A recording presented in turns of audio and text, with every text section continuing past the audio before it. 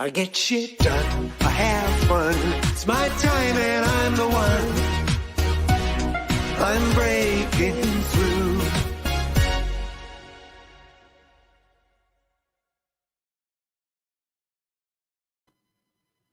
Adversity turned into opportunity. It's about them, not about you. That's what we're going to talk about today. But before we jump in and bring on our wonderful guest, a couple of housekeeping things. Thank you for being here if you're watching us live. And if you're catching it on the replay, remember #replay. And if you got a comment or feedback, either in the live or the replay, let us know. That's how we grow. If you'd be so kind to share this out to your community if you like what we're about, and subscribe to our YouTube channel, that'd be fantastic. So now it's a shameless plug from my sponsor, me, Focal Point.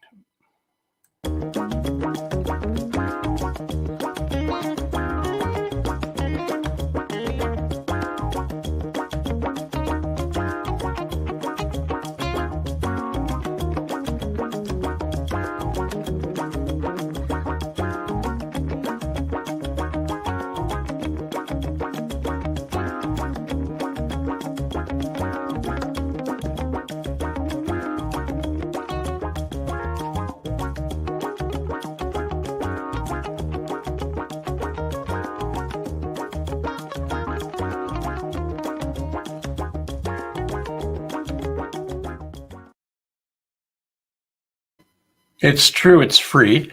If you're a business owner, entrepreneur, or a wannabe and would like to know what your business growth score is, whether you're starting out or in between or somewhere else, maybe you're looking at succession or exit strategy, by all means, jump in and go to coachphil.ca at the top right-hand corner, click on the business growth score and follow along, answer the questions. You may be surprised how well you're doing or validating what you're doing, or you may find that there's a few areas that are room for improvement. So if that's the case, the freeness is two things. One is a complimentary coaching session, and the other is the assessment. If you want to go through it, let us know. Again, thanks for being here and watching and listening. And I want to get right into what we're here for today, and that is about adversity turned into opportunity. And it's really about them, not you. So my guest today is actually another business coach, an international professional speaker who teaches people how to build stronger, more meaningful relationships using something called bank. It's not the bank where you get money, but you could probably get money when you build rapport with people by earning it and serving in a way that you've never served before. She has 28 years of experience in sales and marketing for a multi-million-dollar company. And what we're going to learn from her is after losing everything, when she lost her job, she built a very successful company and direct sales business by using the bank system. And she now teaches other people how to do that. She used bank to make her new business a fast success by leveraging the right communication skills, knowing the values of people around her while remaining authentic and building stronger relationships. Michelle will give you the system, tools, and training to save time, energy, and money while taking your relationships with family, friends, business partners to a whole new level. So I'm not going to wait anymore. I'm just going to bring Michelle right up. There we are. Welcome to the show. And thank you for being here with us today. Appreciate that. Oh, thanks for having me, Coach Phil. Hey, Coach Phil and Coach Michelle. It's awesome, right? Don't you love what you do? I do. Yeah, me too. I mean, I love what I do. I don't. Well, I love what you do too. Okay, cool. That's awesome. So when I shared this title with you, you didn't resist at all.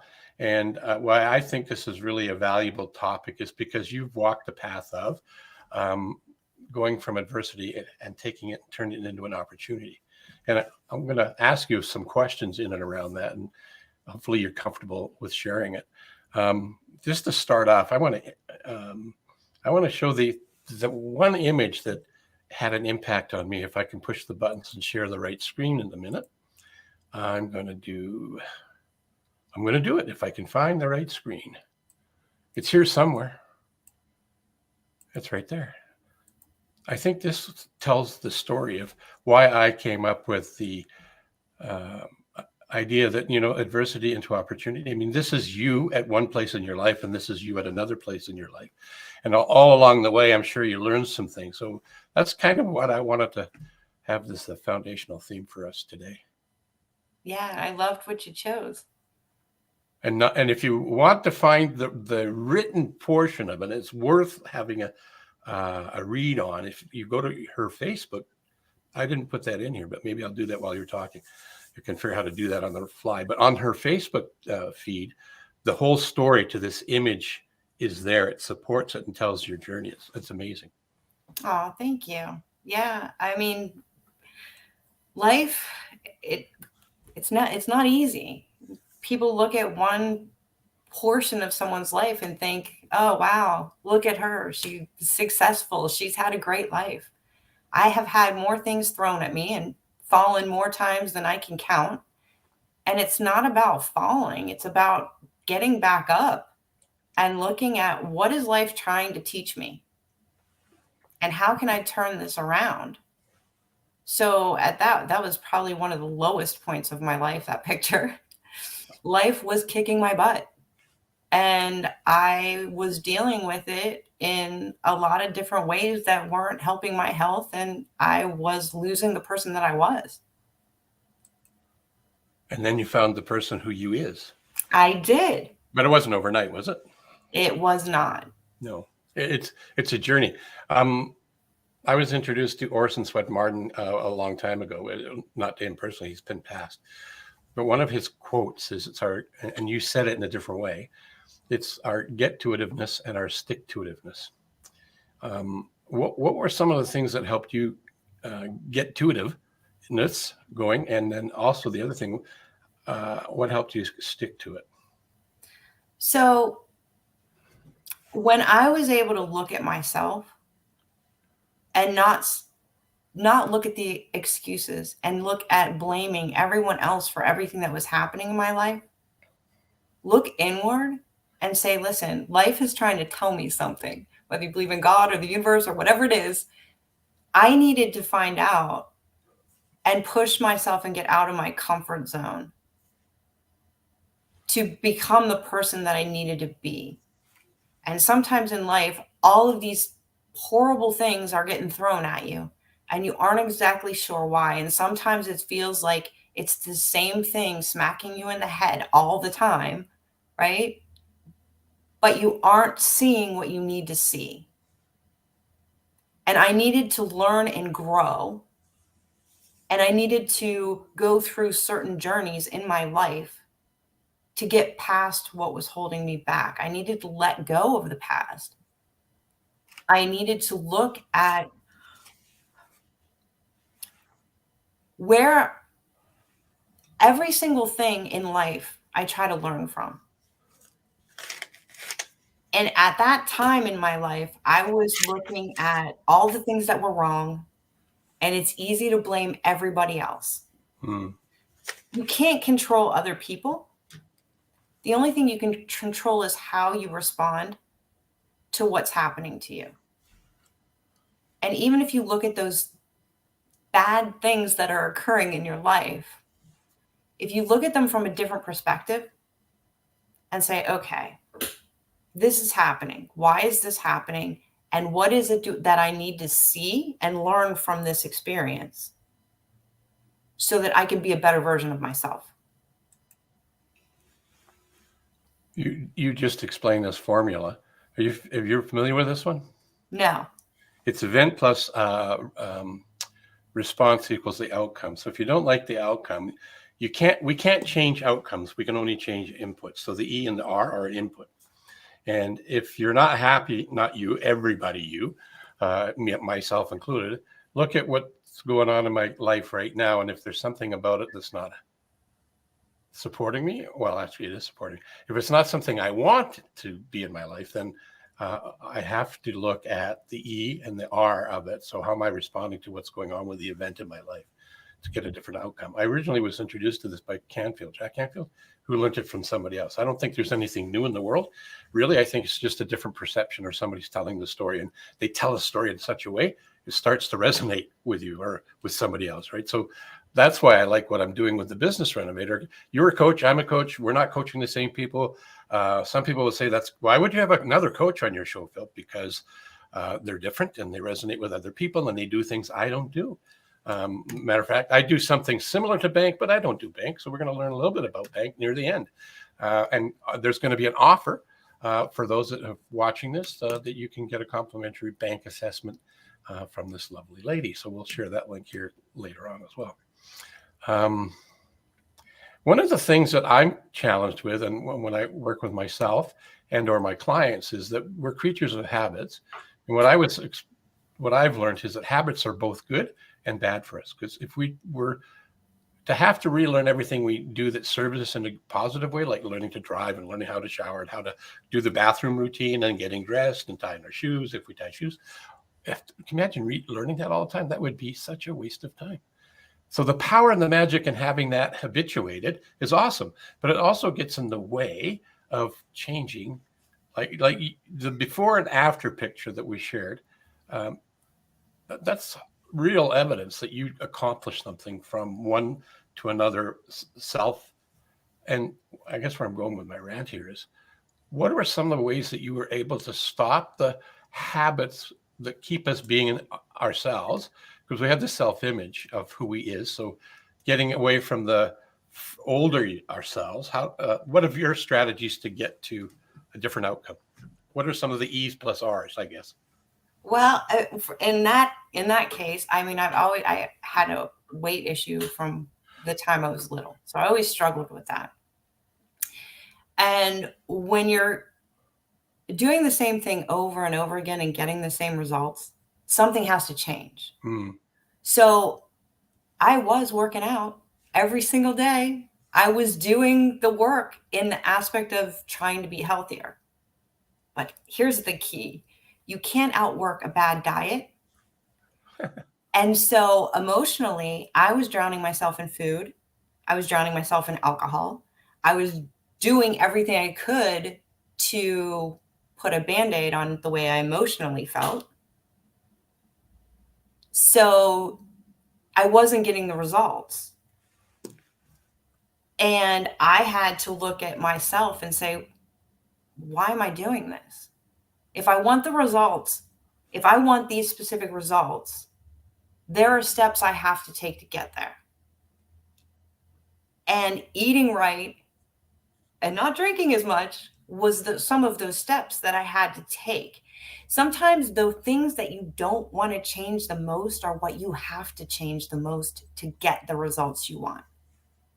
Can you say that one more time? Sometimes the things you don't want to change the most are the things you need to change to get the results you want. Yeah, that's worth hearing it twice, because you're right. I totally agree with that. That's what's the block or a hurdle or the pothole, whatever metaphor you want to use that describing that. That's brilliant. And then when you figured that out, what helped you stay the course, like the new you? Because if you do something and you're searching for this goal, right? And so you start to change and you do the things you have to do. And once you reach that goal, you toss it all away and say, you know what? I'm just going to go back to my old ways. The results are not going to stay there.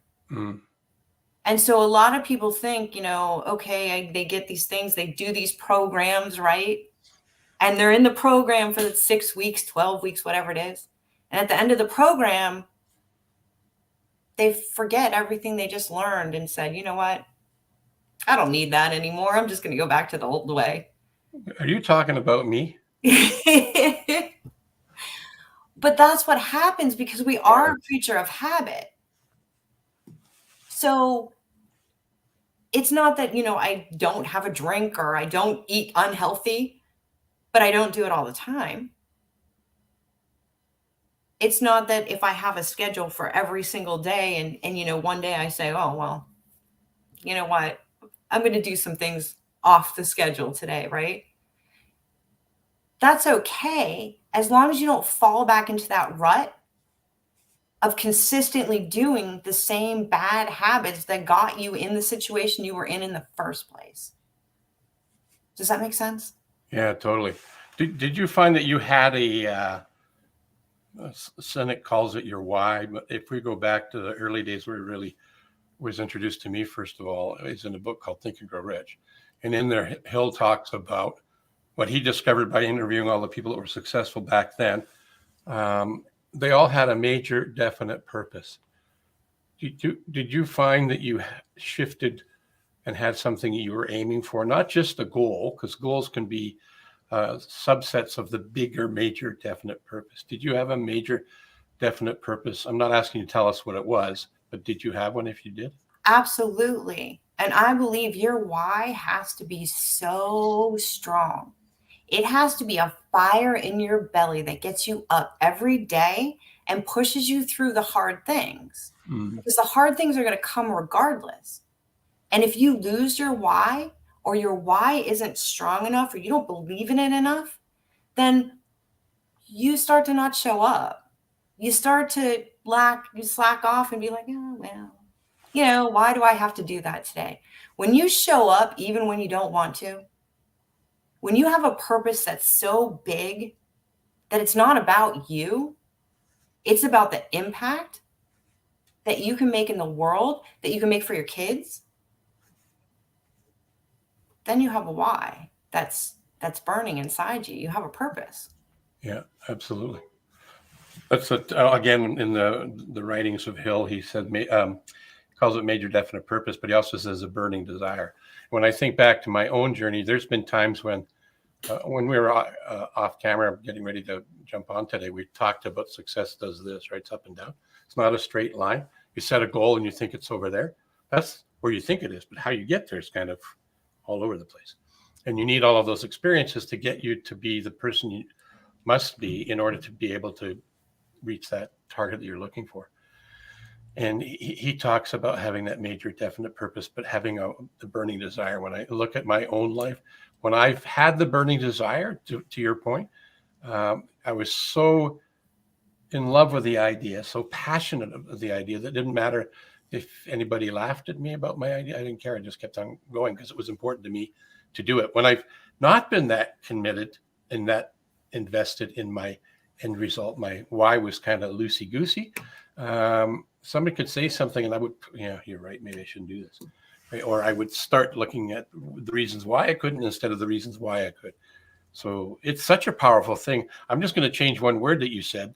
Not that your word's bad, but what I found is when I've got that major definite purpose, that burning desire, the why, it pulls me towards where I want to go. I don't even get pushed. And it's more done on a want to, choose to versus a have to, gotta do it. And it really makes a change. So interesting. Absolutely. And you had mentioned that I was in direct sales, but I had built a successful food company when I had lost my job.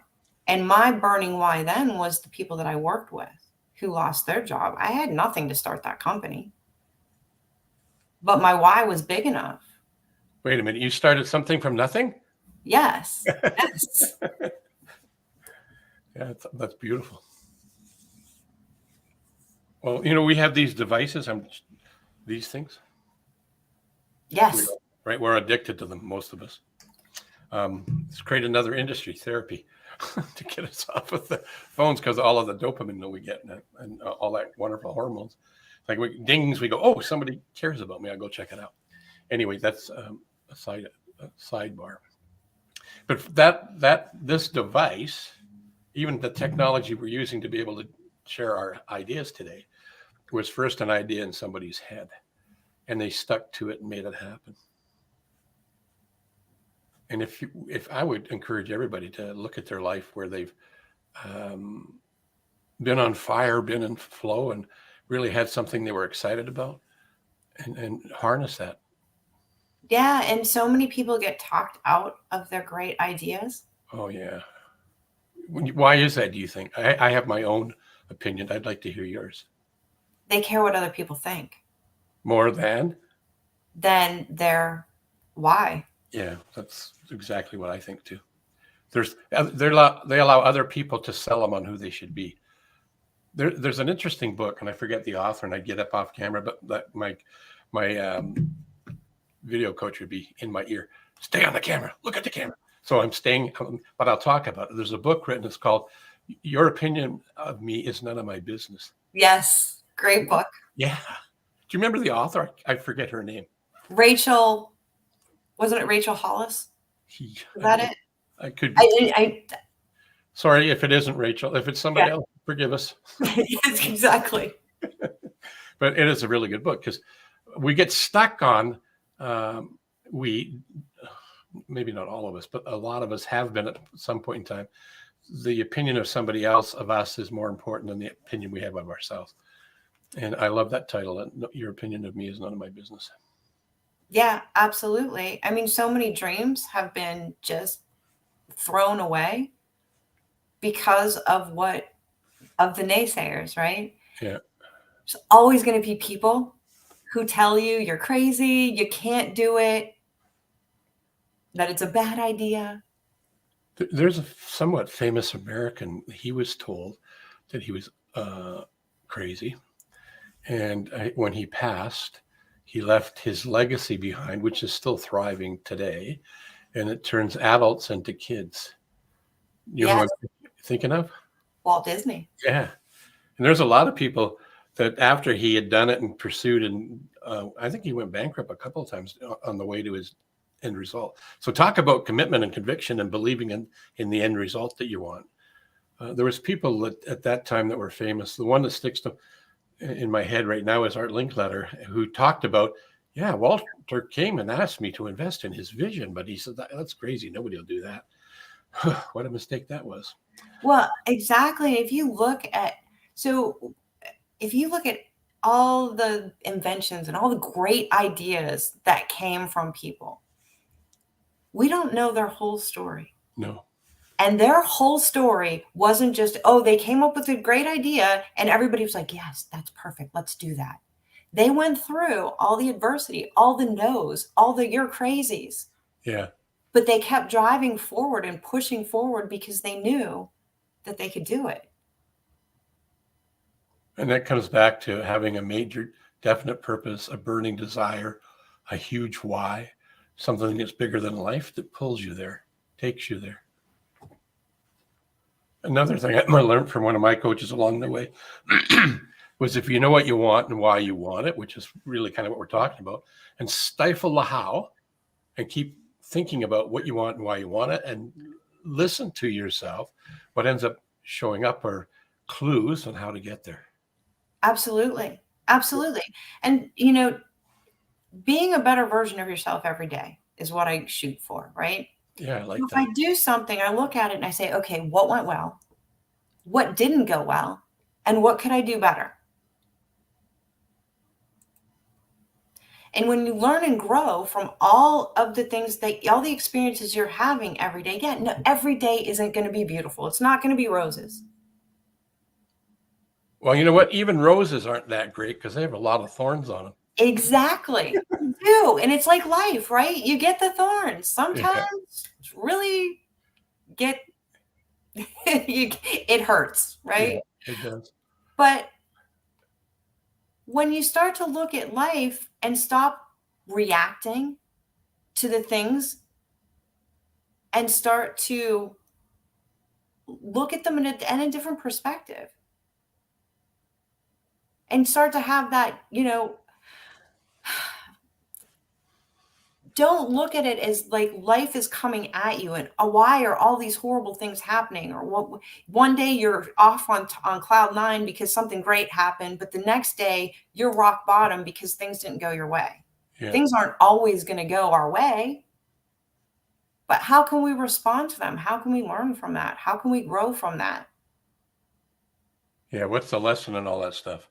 Exactly. Right? Yeah, big time. Big time. You know what I want to do? I want to show your LinkedIn page. So I think I've got it sorted out. Let me try this. We got it, right? Yeah. No, I just got to find my other screen. So I want to bring up the link that you can actually see, because I have glasses and I can't see it. So bear with me. It's going to be right here. It's going to be easy for everybody to find you because it'll be right here in a momento. There it is right there. Oh, thank you. I'm happy to connect with anyone. And I have something else though. And like the title of this session episode of the Business Renovator was Adversity Turned into Opportunity. That's part one. We've done that. And I really appreciate you being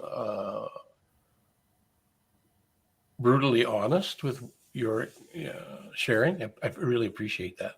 The other part, though, it's not about them. Pardon me, it is about them. It's not about you. And this is one of the things you're doing currently right now is to help people build rapport, trust, and respect with something that we talked about in the introduction, the bank system. And again, it's not the banking in the traditional word of bank, but it's an assessment tool, correct? Correct. Let me just get rid of the LinkedIn screen here.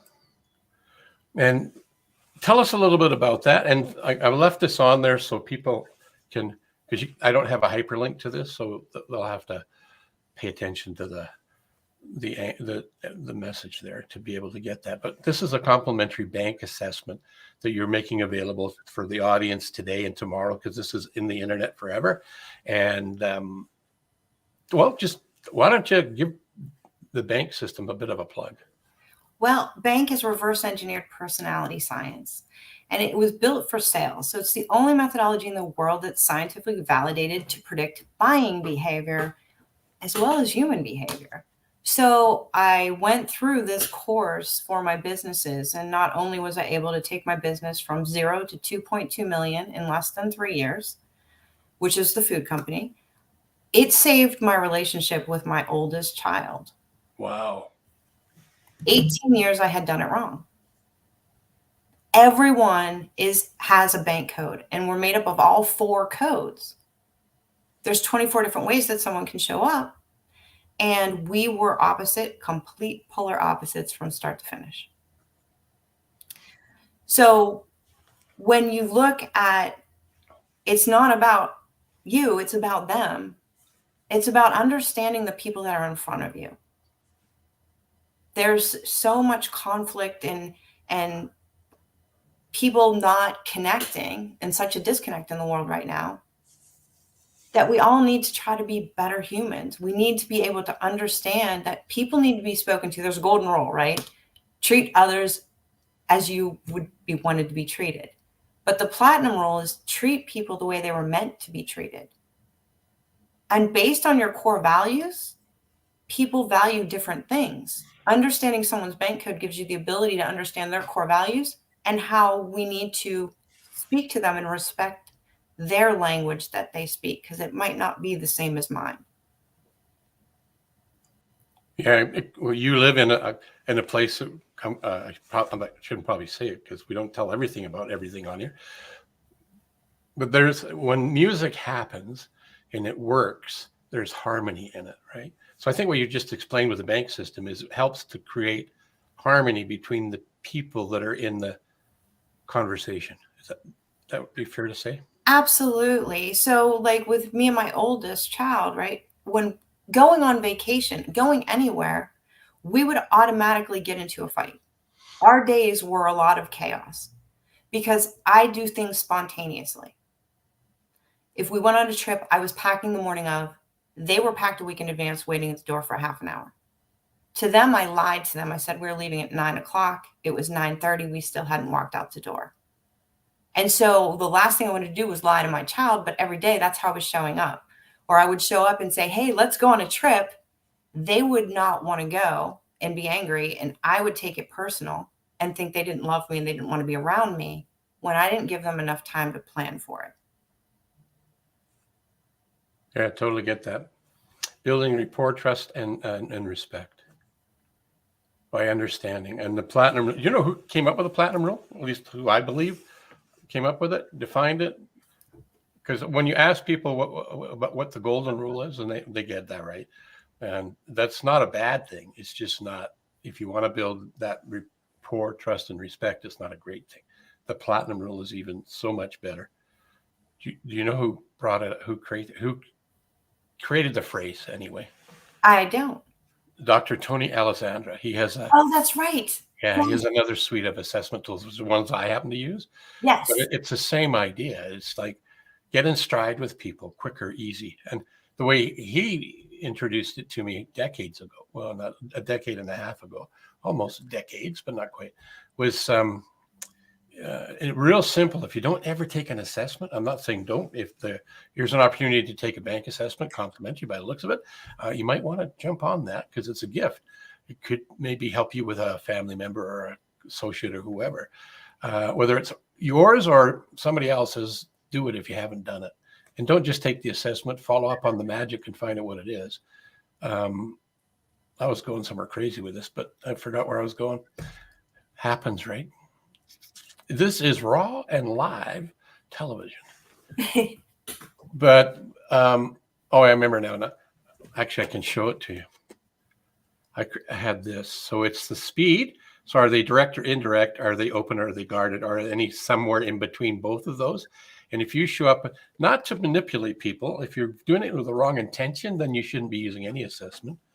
If you're doing it with the right intention to be of service, to be a value, not to manipulate, but to inspire people, then it's absolutely a fantastic resource. And that's speedometer, dashboard, temperature gauge really helped me understand quickly how to show up with people, how to live the platinum rule and engage with them there. And then, I've had people on the show, Michelle, well, one person on the show where I had angst in my chest.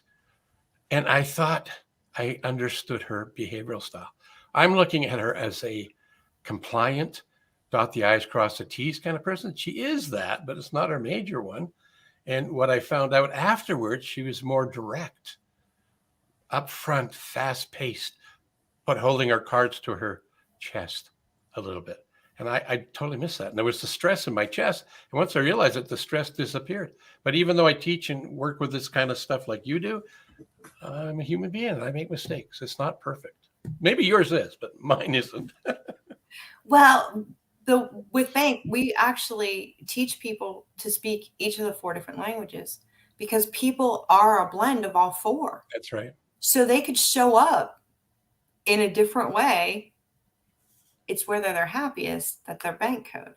Exactly. I love it. Is there one nugget you would like to share with everybody before we wrap this up? Don't give up. Oh, I like that. If you have a dream, follow your heart. There's always going to be people that tell you can't do it.